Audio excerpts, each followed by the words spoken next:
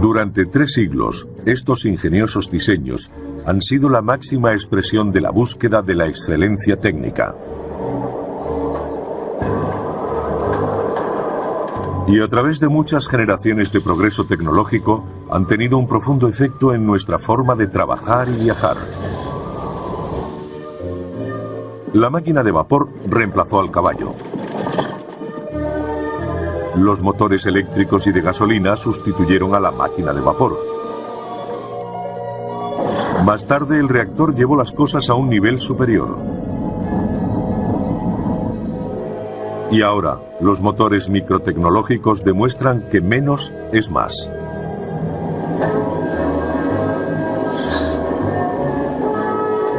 Este proceso de siglos se inició cuando la máquina de vapor marcó el comienzo de la revolución industrial. Liberó a la humanidad de su total dependencia de fuentes primarias de energía, como el viento, el agua y el músculo. Las máquinas de vapor se usarían para impulsar maquinarias de fábricas, trenes, barcos, tractores y automóviles. El primer medio de transporte que utilizamos fueron los animales. Cuando se inventó la máquina de vapor, pudimos mover más volumen, más rápido y de forma más segura que cuando se hacía con animales. Eso fue un cambio enorme. La gente se sentía menos atada a las pequeñas ciudades. Podían vivir en el campo y seguir conectados con la ciudad. En un motor de émbolo, el vapor entra por un extremo en el cilindro y lo empuja hacia atrás. Luego entra por el otro extremo, empujándolo hacia el lado contrario. El vapor se genera en una caldera, un recipiente metálico donde se calienta el agua usando madera, carbón, aceite o gas natural como combustible. Una turbina de vapor es como un molino, con la diferencia de que sus aspas son movidas por vapor a alta presión en lugar de viento. Aún hoy, las turbinas de vapor son muy utilizadas. De hecho, se emplean para generar la mayor parte de la electricidad que consumimos. El científico griego Herón de Alejandría construyó la primera máquina de vapor del mundo hace unos 2000 años. Básicamente se trataba de una esfera metálica con 2 boquillas opuestas. Cuando se introducía vapor en la bola, ésta daba vueltas. Herón expuso su invento en el Serapeum, un museo de Atenas, donde entretuvo a los visitantes durante años, aunque solo fue considerado un juguete interesante. En 1705, 2 ingenieros británicos, Thomas Avery y Thomas Newcomen, crearon una gran máquina de vapor que podía utilizarse para bombear el agua de las minas de carbón inundadas. Empleaba un émbolo que subía y bajaba dentro de un cilindro hueco.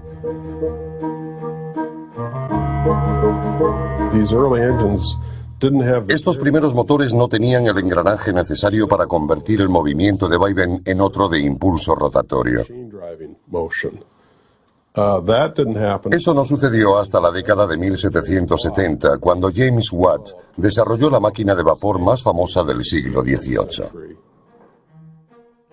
James Watt, un profesor de la Universidad de Glasgow, inventó varias mejoras, haciéndola mucho más práctica para mover maquinaria. Su regulador centrífugo o de bolas se expandía a medida que el motor iba más rápido. La fuerza centrífuga hacía que las pesadas bolas metálicas se separaran, cerrando una válvula que lo desaceleraba. Y a medida que se expandían, controlaban el movimiento del vapor en el cilindro. Se trataba de un dispositivo muy eficiente para evitar revoluciones excesivas y, aún más importante, para mantener un movimiento uniforme y regular. En 1800, más de 1.500 máquinas de vapor funcionaban en Europa y los Estados Unidos. Además de bombear el agua de las minas, también impulsaban las máquinas de las fábricas. Gran Bretaña fue la primera nación occidental y del mundo realmente en industrializarse. Y mucho de lo que allí se creó se desarrolló a partir de la invención de la máquina de vapor. En 1830 los barcos de vapor atravesaban regularmente el Atlántico. Los primeros no eran muy diferentes de los de vela de ese periodo. Tenían altos mástiles y velas, pero la gran diferencia era la enorme rueda de paletas en medio del barco. Movida por una máquina de vapor, proporcionaba potencia extra al girar en el agua. La mayoría de los barcos de vapor y los posteriores ferrocarriles redujeron radicalmente el tiempo para recorrer largas distancias. El político norteamericano Chancy Calhoun a menudo hablaba de conquistar espacio. Y básicamente eso es lo que hicieron estas máquinas. Ayudaron a conquistar espacio. Acortaron distancias entre dos lugares. Eso fue particularmente cierto en el caso de las máquinas de vapor cabalgando sobre raíles de acero que abrieron la entrada al oeste americano en 1800. En 1860 había casi 50.000 kilómetros de vías en Estados Unidos. Y en 1869 se puso el clavo dorado en Promontory Point, Utah, para unir las vías de la Unión y la Central, procedentes de las costas este y oeste. En Norteamérica, la mayoría de los trenes de la época eran tirados por locomotoras 4x0 con 4 ruedas conductoras y 4 motrices. Pesaban 50 toneladas. Otra importante aplicación fue en la maquinaria agrícola. En el campo, uno podía quemar paja para su maquinaria agrícola, madera, incluso carbón. La máquina de vapor era muy adaptable y aceptaba cualquier combustible. Eso la hizo ideal para el campo. Enormes tractores de vapor comenzaron a transformar la agricultura a finales del siglo XIX. Fue una época en la que términos como bestia, leviatán y otros parecidos fueron muy utilizados. Algunos de estos motores pesaban de 10 a 20 toneladas. Eran enormes.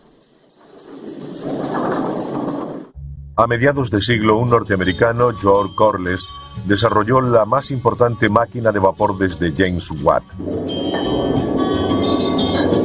Su nuevo sistema de regulación le permitía funcionar a un ritmo constante, haciéndolo ideal para la industria textil.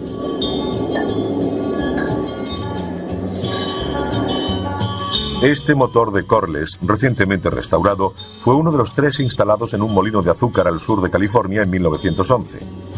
Durante 67 años, impulsó maquinaria para la obtención de azúcar de remolacha. Tenían vapor para cocer y limpiar las remolachas.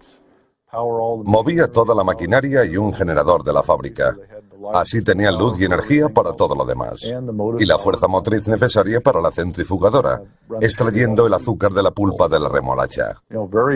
Era un sistema muy eficiente. La máquina de vapor lo hacía todo. El enorme volante pesaba 8.500 kilos y el conjunto unos 40.000.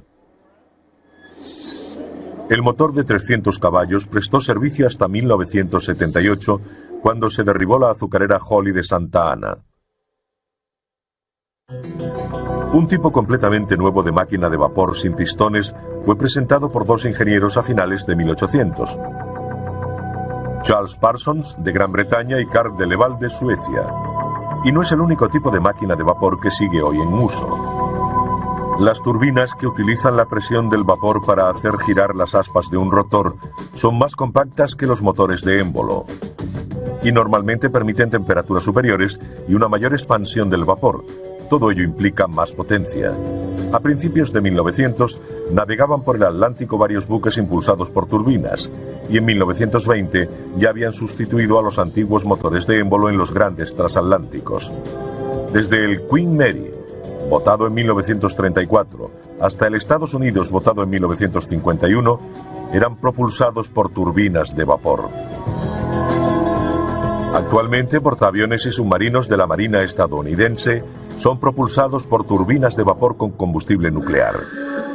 Es muy probable que el televisor que ahora mismo está mirando funcione gracias al vapor. La mayoría de las centrales eléctricas, sobre todo en Estados Unidos, utilizan turbinas de vapor, incluyendo las nucleares como esta. El generador de la central eléctrica, de hecho, es de vapor. Sea su fuente de calor de origen nuclear, carbón o gas natural, se trata de una máquina de vapor. Resulta algo irónico que todavía usemos una tecnología que fue inventada hace casi 200 años. El agua circula a través del núcleo, adquiere el calor de la fisión y llega hasta los generadores de vapor, donde se convierte en vapor al instante. A continuación recorre los conductos de vapor hasta la turbina principal y la hace girar para producir electricidad. Puede que las turbinas tengan vigencia, pero los motores de émbolo llevan mucho tiempo en silencio. En Estados Unidos no se fabrican desde los años 50.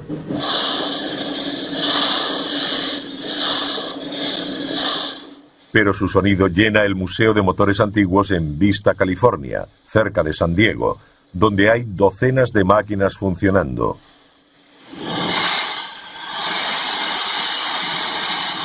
En su día fueron impresionantes imágenes de una potencia sin precedentes. Pero hubo grandes errores que convirtieron a estos enormes monstruos en dinosaurios. La transferencia de calor es un proceso lento, y en las máquinas de vapor hay que transferir el calor desde un fluido caliente, concretamente gases de combustión, al fluido que realmente produce la potencia, el vapor. Se advirtió que utilizando motores de combustión interna en los que el fluido que se expande y el que genera el calor es el mismo, la mezcla carburante, se obtenía más potencia con un motor más pequeño. Pero antes de la aparición del motor de combustión interna, surgió otra nueva máquina para ayudar a mover el mundo que no quemaba combustible. A continuación, el eléctrico se gana un lugar entre los motores del mundo. Cuando se extendió el uso de las máquinas de vapor a principios del siglo XIX, eran muy potentes. Pero esa potencia tenía un precio. También eran muy peligrosas. Para obtener la máxima potencia, sus calderas tenían que contener vapor a altas presiones, y no siempre estaban a la altura. En el siglo XIX había problemas con las explosiones de calderas. Solían ocurrir accidentes en los que moría mucha gente.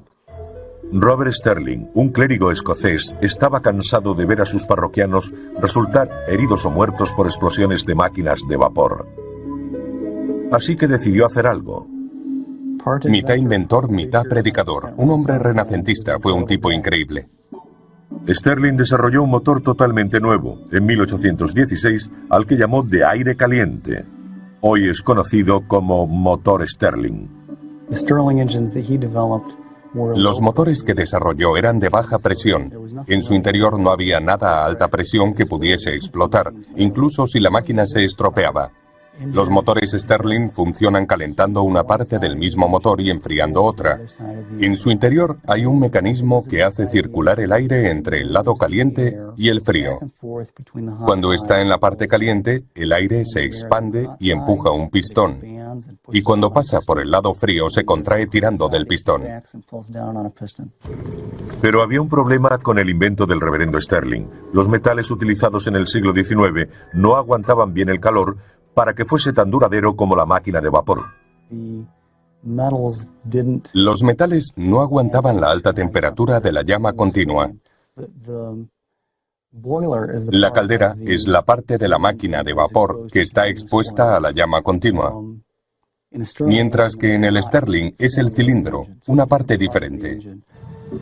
Pero con la metalurgia moderna, algunos creen que el motor Sterling ahora podría ser viable. Brent van Arsdale fabrica pequeños motores de demostración que revelan las capacidades del invento del reverendo Sterling. Uno de ellos funciona con el calor desprendido de una taza de café. Pero lo más sorprendente es que también funciona con el aire frío de un cuenco lleno de hielo. Todo lo que necesita es una diferencia de temperatura. Lo único que hay que hacer es mantener una parte fría y la otra caliente. Funcionan en cualquier sitio donde sea posible mantener la diferencia de temperatura. Este motor Sterling puede funcionar con el calor de la palma de la mano. Durante décadas se ha intentado poner motores Sterling en vehículos y aún no es viable. Son caros, mucho más que los alternativos de gasolina o diésel. Y es muy difícil que sean eficientes debido al continuo cambio de régimen, ya que el conductor va reduciendo o acelerando. Eso dificulta el rendimiento permanente del motor, especialmente en un Sterling. El vapor y los motores Sterling del siglo XIX pronto tuvieron un nuevo competidor que ayudó a impulsar la revolución industrial. Y hoy aún sigue con nosotros. No tenemos máquinas de vapor en nuestras casas, pero sí muchos aparatos eléctricos. Mire a su alrededor, verá que tiene cantidad de ellos. relojes, aire acondicionado, equipos de música, vídeos, ventiladores, aspiradoras, batidoras y, por supuesto, no olvidemos el cepillo de dientes. Todos son accionados por motores eléctricos. Sin ellos ni siquiera podríamos hacer esta entrevista. Más valdría quedarse en la cama, salvo que uno quisiera volver a los días de los carros y los caballos. A diferencia de la mayoría de los motores que utilizan algún tipo de combustión para crear calor, el eléctrico funciona por un principio completamente diferente. Cuando la electricidad fluye a través de un cable, se crea un campo electromagnético. Ello significa que temporalmente ese cable se convierte en un imán, y cuando se corta la electricidad deja de serlo. Si se conecta al revés, se invierten los polos. Y esto es lo que repetidamente hace un motor eléctrico usando la fuerza magnética para crear movimiento. Crea un campo magnético. Se mueve como Doug y yo lo estamos haciendo. La corriente pasa por el campo magnético y por la bobina, haciendo que esto gire.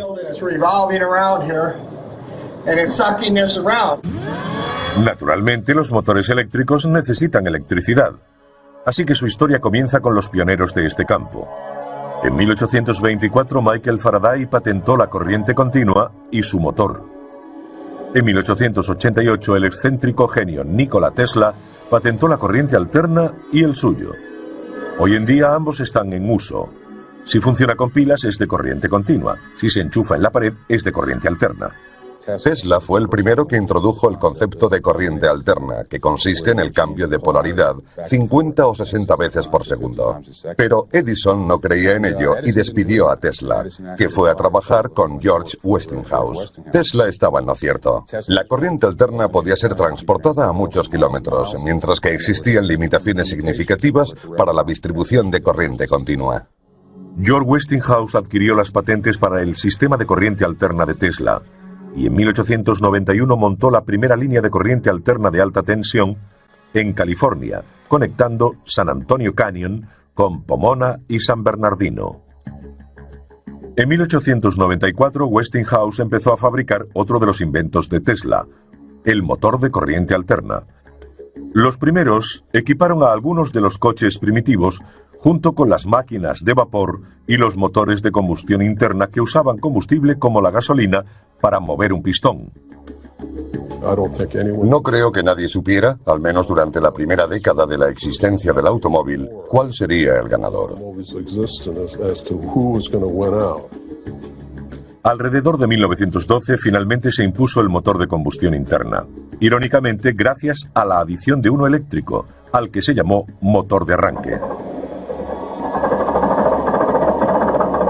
Esa era exactamente su función, dar el primer impulso a los pistones sin que el conductor saliese despedido, o peor. Hasta entonces había que hacer girar el motor para que arrancara. No solo era difícil, sino peligroso. Podía romper con facilidad los huesos del brazo, y si daba un tirón de la persona, podía hacerle mucho daño. Sin embargo, el motor de arranque lo cambió todo, marcando la desaparición del automóvil eléctrico y el de vapor. Como con la manivela, el motor de arranque iniciaba los ciclos de compresión y combustión necesarios para que el motor funcionase por sí solo. Algunos de los mayores motores eléctricos se hicieron para los ascensores. En 1933, Westinghouse construyó los más rápidos del mundo para el Rockefeller Center de Nueva York. En 1972, instaló los ascensores en el que era por aquel entonces el edificio más alto del mundo, la Torre Sears, en Chicago. En la década de los 90, el motor eléctrico regresó al mundo automovilístico cuando la General Motors presentó el EV1, muy ligero de peso y con un fuerte chasis rígido. Además, tenía una de las carrocerías más aerodinámicas jamás fabricadas. Hay quien dijo que fue construido como un avión más que como un coche. Fue un fracaso y se canceló su producción en el 2000. Como sucede con todos los coches eléctricos, el problema es su limitada autonomía entre recargas. Si uno tiene prisa y solo puede recorrer 160 kilómetros parando 8 horas para recargar la batería, mejor se compra un carromato. No creo probable que en 10 o 20 años los vehículos eléctricos compitan con los estándar. La tecnología de las baterías no es lo bastante buena y cuesta mucho, aplicada a la escala que requiere la cantidad de energía necesaria para propulsar un vehículo. Si se redujera su tamaño y aceptásemos una autonomía limitada, los coches eléctricos podrían resultar interesantes, porque realmente no producen emisiones cuando circulan. Puede que ellos no contaminen, pero sí ocurre donde se genera la electricidad que necesitan para recargar sus baterías, ya que la mayor parte proviene de centrales que queman combustibles fósiles. Como los vehículos eléctricos precisan baterías de duración limitada o líneas aéreas a las que conectarse, han tenido más éxito en el transporte público que en el privado. Ciudades como Los Ángeles introdujeron los primeros tranvías eléctricos a principios del siglo XX. Y en algunas ciudades todavía existen. Prácticamente todos los sistemas de metro y de transporte ferroviario ligero usan motores eléctricos. ¿Por qué llamamos motores eléctricos al resto de máquinas que impulsan nuestra vida cotidiana? Ese es un tema de debate, una discusión que podría mantener a científicos e ingenieros ocupados durante horas. A veces se refieren a él como el gran debate. No creo que haya una respuesta clara. Técnicamente usamos la palabra motor para designar a un dispositivo que toma energía de alguna fuente, como un combustible, y la convierte en energía que podemos utilizar para accionar algo. Personalmente, cuando pienso en un motor, lo hago en uno térmico. Yo soy termodinamicista y me refiero a motores térmicos. Incluso en la industria hay muchas incongruencias respecto a la nomenclatura. Yo no llamaría motores a los mecanismos básicos como los eléctricos. ¿Y cómo explicaríamos el nombre de los fuera borda que llevan motores en su interior? Es una buena pregunta. Nunca he dicho que fuésemos coherentes en cuanto al uso de esos términos. En la automoción, un motor puede ser una máquina eléctrica o de combustión interna. Entonces, ¿cómo llegó Detroit a convertirse en la ciudad del motor? Otra buena pregunta. A continuación, el motor de combustión interna crea una industria nueva en Motown, y el mundo se vuelve loco por el automovilismo. En hora punta, en una ciudad como Los Ángeles, resulta terriblemente obvio cómo el motor de combustión interna cambió el mundo. La próxima vez que se encuentre en un atasco como este, piense en Etienne Renoir. Él diseñó el primer motor de combustión interna en 1860. Como las primeras máquinas de vapor, fue desarrollado para bombear el agua de las minas de carbón inundadas. Todo un éxito, se vendieron unos 5.000. En 1876, 16 años más tarde, Nicolaus Otto patentó el primer motor de 4 tiempos de combustión interna. Se utiliza en casi todos los coches actuales, por lo que deberíamos hablar de industria automovilística. Aún hoy, utilizamos el mismo ciclo de 4 tiempos y apenas lo hemos modificado. Hay un pistón dentro de un cilindro, una biela y un cigüeñal, como sencillo mecanismo para convertir el movimiento de subida y bajada del pistón en el movimiento rotatorio de árbol de transmisión. Es lo que inventó y lo que aún utilizamos. En 1892, Rudolf Diesel patentó el motor diésel. Es similar al motor de combustión interna corriente, salvo que no tiene bujías. Se aspira aire en el tiempo de bajada. Luego es comprimido en el de subida, lo que hace que aumente mucho de temperatura. El aire se calienta tanto que cuando se inyecta el gasóleo, la mezcla del combustible y el aire arde. Mercedes-Benz produjo en serie los primeros automóviles diésel en los años 30. Por su robustez y potencia, los motores diésel de los distintos fabricantes son ampliamente utilizados en grandes camiones y maquinaria pesada. A medida que evolucionaban tanto los de gasolina como los diésel, cambiaron la forma en que se construían las ciudades. También cambiaron la forma de combatir. En la Segunda Guerra Mundial, la producción alcanzó un récord máximo en Estados Unidos. Los nuevos motores hechos en Detroit impulsaron el esfuerzo bélico. Los industriales norteamericanos utilizaron su equipamiento y conocimientos para fabricar 4 millones de motores de todo tipo y tamaño. para camiones, tanques y aviones. La construcción de esta fábrica kilométrica a las afueras de Dearborn, Michigan, costó al gobierno $65 millones. Bajo la dirección de Henry Ford produjo 57.000 motores de avión y 9.000 bombarderos. Otras plantas de Ford produjeron 250.000 de tanques y jeeps. Al confiar en los motores de pistones para nuestros cazas y bombarderos, la industria automovilística adaptó sus instalaciones de fabricación para estas aplicaciones. Y la producción de coches disminuyó mucho. Hasta los años 50, la mayor parte del desarrollo del motor se concentraba en hacerlos más potentes y baratos de fabricar. Más tarde apareció en el horizonte algo llamado humo, y por ello la tecnología tuvo que acelerar en una dirección diferente. Los sistemas de control de contaminación presentados por todos los fabricantes de automóviles en los años 60 y 70 redujeron las emisiones, pero también disminuyeron la potencia, ya que reducían la toma de aire. Un motor que no puede respirar libremente es menos potente. En la vida del motor de combustión interna, la mayoría de los desarrollos han sido evolutivos, pero uno de ellos fue revolucionario. El inventor alemán Felix Wankel ideó un diseño nuevo y sencillo en 1924. Pero hasta 1957 no se construyó el primer motor rotativo Wankel verdaderamente funcional. Era una innovación espectacular. Gracias a su movimiento giratorio, en vez del de subida y bajada como el de pistones, reducía drásticamente la vibración. A lo largo del tiempo, mucha gente ha intentado idear una geometría mejor.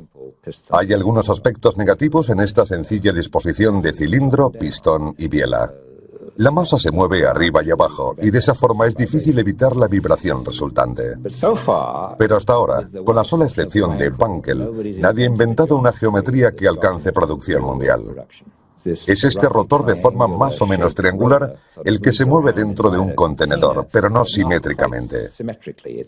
Está descentrado y al girar, el rotor triangular comprime o expande, igual que el pistón con su movimiento de subida y bajada en el cilindro. Me siento muy unido al motor rotativo, sin duda alguna. Kobi Kobayakawa, jubilado recientemente, dirigió el proyecto del gran éxito de Mazda, el RX-7 con motor rotativo. Esta es la única parte móvil del motor rotativo. No tiene válvulas de admisión o escape ni árbol de levas. Básicamente solo hay dos partes móviles, los dos rotores. En cambio, en un V6 están los pistones, las bielas, las válvulas y el árbol de levas. Puede haber unas 50 piezas móviles.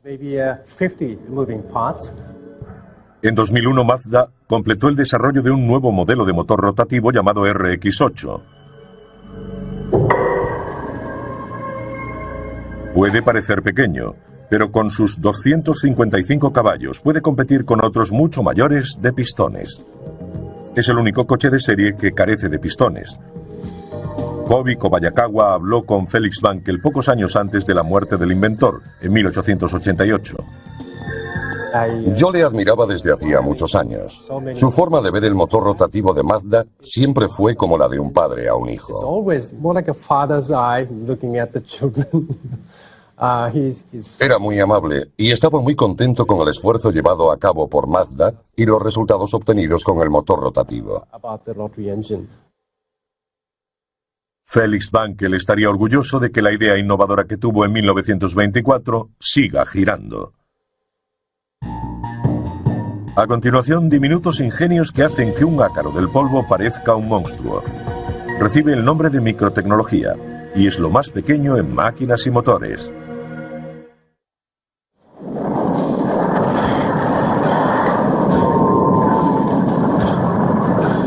...1941...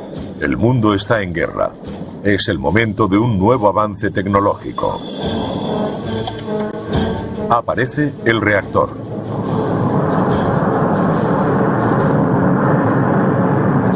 El motor a reacción es una turbina de gas. La rápida expulsión de los gases de escape por detrás proporciona el impulso. El compresor y la turbina comprimen los gases para suministrar el flujo a alta presión que es necesario expulsar, y la turbina suministra la energía necesaria para accionar el compresor. La restante es para la impulsión. Imaginemos que estamos haciendo galletas de una en una. Ponemos una pequeña cantidad de masa en una bandeja, la metemos en el horno, esperamos a que se haga y la sacamos. Pues eso es lo que hacemos en el motor de combustión interna de pistones alternativos. Entra la mezcla carburante, punto. Se comprime, punto. Arde y se expande, punto. Se expulsa, punto. Es un constante empezar y acabar. Mientras que en el reactor se trata de un solo proceso continuo. Todo comenzó hace unos 60 años, cuando Gran Bretaña y Alemania se afanaban por crear el primer avión a reacción. En 1941, Alemania fue la primera con un caza prototipo, el AG-280. Un año más tarde tenían otro incluso mejor, el ME-262. Fue el primer avión a reacción del mundo fabricado en serie. El primer reactor británico, el caza Gloster Meteor, hizo su primer vuelo de prueba en marzo de 1943. Desde entonces se ha evolucionado hasta llegar a esto. Airbus Industries desarrolla lo que algunos llaman el Super Jumbo. Un avión de 2 plantas, un 50% mayor que el Boeing 747 y capaz de transportar de 600 a 700 pasajeros.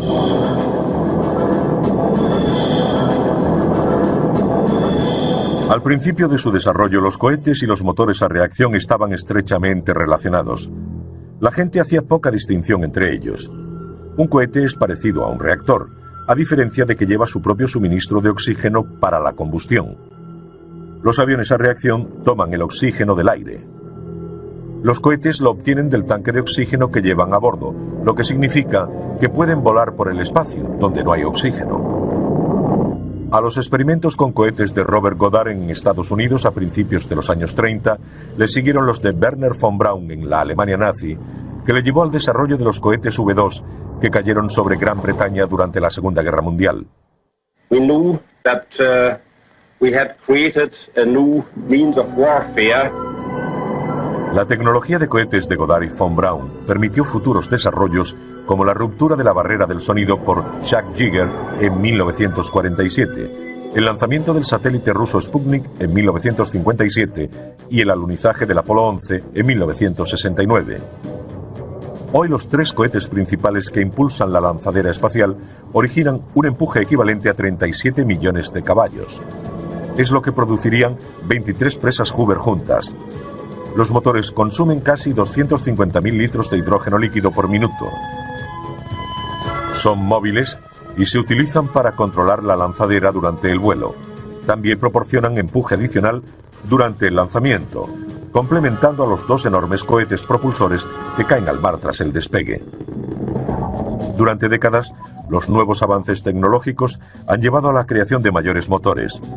Pero uno de los campos de investigación actuales más excitantes implica la creación de unos diminutos que caben en la punta de un dedo. La microtecnología es un área de investigación en creciente expansión que surge a partir de la miniaturización de los componentes electrónicos. Algunas de estas técnicas se usan para construir motores microtecnológicos. Hay muchas ventajas en reducir el tamaño de las cosas. Al miniaturizar algo, el peso baja, la dimensión elevada al cubo. Pero la fuerza propulsora disminuye a la dimensión al cuadrado. Así que a medida que se reduce de tamaño, aumenta la propulsión respecto al peso. El profesor Martin Schmidt del Instituto de Tecnología de Massachusetts ha desarrollado un motor a reacción del tamaño de un sello de correos. ¿Pero por qué lo hizo? En primer lugar, porque es muy divertido. Y en segundo lugar, porque hay muchas aplicaciones para este tipo de propulsión, como aviones o satélites en miniatura. Los diminutos motores a reacción del profesor Schmidt funcionan exactamente igual que los de un Boeing 747. Este sería un motor de turbina, donde el aire accedería a través del hueco central. Luego se inyectaría el combustible por una serie de puertos que hay aquí. El aire y el combustible se mezclarían a través de un compresor en un volumen de combustión que está alrededor, en esta parte. Y luego pasaría a través de la turbina para acabar siendo expulsado por aquí. Dentro se encuentra este pequeño disco que gira a 1,5 millones de revoluciones por minuto. Los científicos del Instituto de Tecnología de Massachusetts creen que este motor podría impulsar un avión diminuto con una envergadura de unos 8 centímetros. Cientos de estos baratos microreactores desechables podrían servir para misiones de reconocimiento de las Fuerzas Armadas o para el estudio climático. Otra aplicación en la que los científicos tienen grandes esperanzas es la generación de electricidad para sustituir a las pesadas y menos eficaces baterías de los ordenadores portátiles, por ejemplo. Algunos científicos trabajan en nuevos conceptos de micromotores que aún no existen a tamaño real. Nuestro objetivo es crear un dispositivo del tamaño de un botón que esperamos genere unos 50 milivatios, suficientes para alimentar un teléfono móvil o una agenda electrónica. Varios juntos servirían para un ordenador portátil. Si tomamos una mezcla de aire y combustible, la introducimos en el centro de la espiral de intercambio de calor y la quemamos, podríamos utilizar gases resultantes de la combustión para precalentar la mezcla entrante. Se puede obtener combustión en situaciones donde no haya llama. Si ponemos en estas paredes dispositivos llamados materiales termoeléctricos, podríamos utilizarlo para generar energía eléctrica. Algunos motores microtecnológicos tienen engranajes del tamaño de un grano de polen y dientes del tamaño de un glóbulo rojo. Si se quiere hacer que uno microtecnológico parezca grande, solo hay que ponerlo junto a otro nanotecnológico.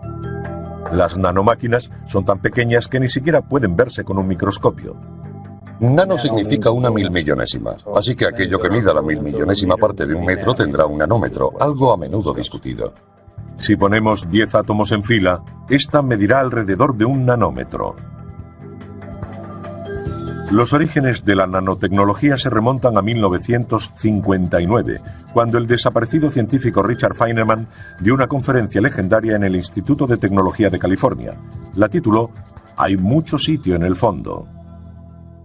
Si profundizamos lo suficiente, todos nuestros dispositivos pueden ser producidos en serie a fin de ser copias absolutamente perfectas unos de otros.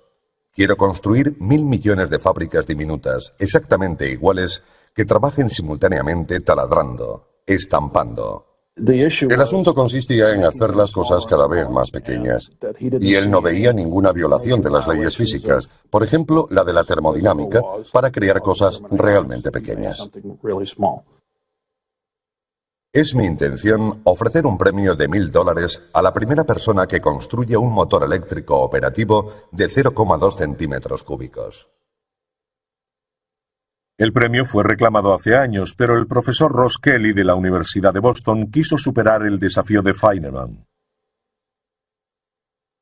Pretendemos crear una especie de molécula que es mucho más pequeña que la medida que él fijó. Así, 40 años después, intentamos dar una respuesta final al desafío, haciéndolo a la menor escala posible. El profesor Kelly tuvo éxito al manipular 78 átomos para crear un motor consistente en una sola molécula personalizada. El diseño original, que por supuesto es mucho más pequeño que esto, consta de 2 partes. Una giratoria que parece un engranaje con 3 aspas y otra que hace las veces de trinquete. Se suponía que debía rotar así. Cada esquina representa un átomo de carbono con uno de hidrógeno, que está conectado a la esquina siguiente por un enlace entre los 2 átomos de carbono. La siguiente esquina también se une al otro mediante un enlace entre los átomos de carbono, y gracias a las leyes de la química se puede predecir la longitud de las distancias y la geometría. En otras palabras, incluso a pesar de ser tan diminuto que es imposible verlo, Kelly sabe que ha creado una molécula cuyos átomos funcionan como un motor. Le llevó 4 años desarrollar su molécula motora, pero ahora puede producirse en grandes cantidades, muy grandes. Sí, teníamos un matraz con unos 1.000 millones de moléculas motoras aproximadamente. Pueden fabricarse tantas como se quiera, trillones y trillones. Creo que la manipulación a nivel micro y nanotecnológico tendrá un gran impacto, permitiéndonos construir un número casi limitado de dispositivos y sistemas. De hecho, estos tendrán tantas aplicaciones como las tuvieron los construidos durante la Revolución Industrial. A continuación, los coches que pueden combinar lo mejor de ambos mundos, híbridos impulsados por un motor de gasolina y otro eléctrico. Híbridos. Hay quienes los ven como el futuro de los automóviles. En los híbridos como el Prius, presentado por Toyota en 1997, los motores pueden propulsar el coche de forma independiente o conjunta. Para reducir las emisiones, el eléctrico se utiliza para impulsar al vehículo hasta los 25 km/h aproximadamente. Luego entra en acción el de gasolina. Los coches eléctricos no contaminan, pero el problema es que tienen que ser recargados constantemente. Los híbridos ofrecen las ventajas de los coches eléctricos y no hay que enchufarlos a los lugares de recarga, porque lo hacen mientras están en movimiento. Es regenerativo. Toma la energía de las ruedas y a través del motor vuelve a la batería. Con el frenado regenerativo, el coche desacelera usando su motor eléctrico como un generador. Esto crea una resistencia en la tracción y carga la batería. En otras palabras, funcionando como un freno, el generador crea energía en lugar de desperdiciarla en forma de calor desprendido, como los frenos normales. A medida que doblamos la esquina, la aceleración inicial es motora. Y a medida que piso el acelerador, comienza a funcionar el motor. El verde es carga, el rojo es potencia. Si dejo de pisar el acelerador, el motor se desconecta. La energía fluye desde las ruedas a través del motor hasta las baterías. Honda, rival de Toyota, empezó a vender este híbrido biplaza llamado Insight en el año 2000. Ambos cuestan unos 17.000 euros.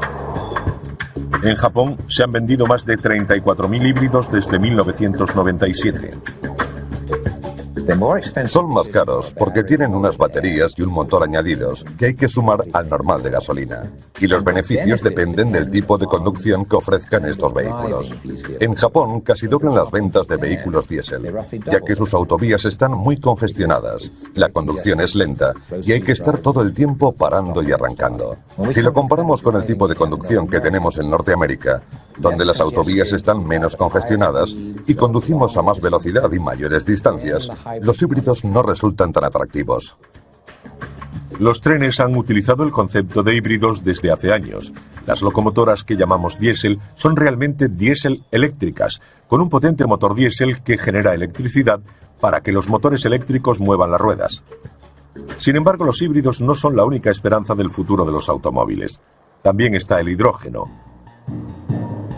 En el año 2000, BMW presentó el primer coche de fabricación en serie del mundo que podía trabajar con hidrógeno o gasolina. Cuando se cambia el modo para que funcione con hidrógeno, es como desactivar la contaminación. Lo único que sale del tubo de escape es vapor de agua. Pero el hidrógeno tiene un precio. La pregunta clave es, si alguien quiere hidrógeno, ¿dónde lo consigue? La forma más económica de obtenerlo es a partir del gas natural, que contiene carbono. Así que al producir hidrógeno, liberamos carbono a la atmósfera, algo que no ayuda mucho al efecto invernadero. Si obtuviésemos el hidrógeno a partir de la energía nuclear o solar, quizás pudiéramos encontrar una forma económica de hacerlo sin liberar dióxido de carbono.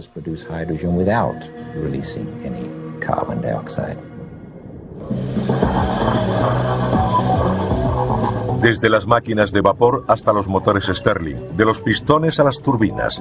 Estudiar la historia de la tecnología del motor es un peregrinaje gratificante. Un viaje al panteón de los mayores logros tecnológicos del hombre. Desde que Herón construyó su primera máquina de vapor en la antigua Grecia, la humanidad ha quedado fascinada con los últimos motores. Lo hice porque pensé que sería ingenioso. No pensé mucho en sus aplicaciones. Sin duda, esa fascinación nos mantendrá conectados al futuro e impulsará nuestra habilidad para seguir cambiando nuestro mundo, inventando nuevas clases de motores, aunque no estemos seguros de para qué servirán.